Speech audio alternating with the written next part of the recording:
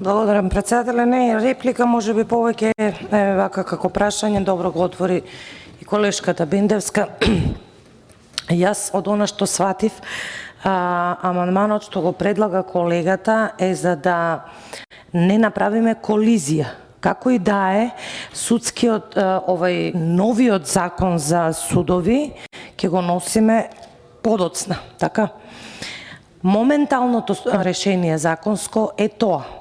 Сега ние носиме ново законско решение кое што де факто, а сега доколку го изгласаме и де јуре ќе биде во коализија со постоечкото законско решение.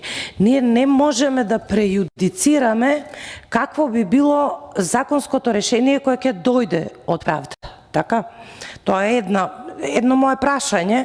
Второ, по однос на оние кои што би можеле, сметам дека се зајакнати критериумите за член на судски совет, за разлика од претходно, например, за мене и тогаш, а и сега немаше логика, особено оние кои што беа директори на академијата, бидејќи тие што беа директори на академијата, од каде и да доаѓа, нив предпоставувам им мируваше работниот однос. Ако не е така, слободно коригирајте ме. Последните директори на академијата беа и професори. И сега ние ако екстензивно тоа го толкуваме, како што рековте, не сум правник, но логиката ме наведува на тоа да мислам дека и некој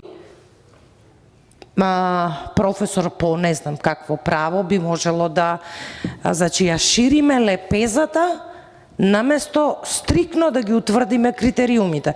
На крајот на денот ја мислам ќе се усогласиме, но првичната и интенцијата сметам дека е да нема коализија. Во моментот се согласуваме сите дека има коализија. Благодарам. Благодарам и јас, колешки Ласовска, за реплика.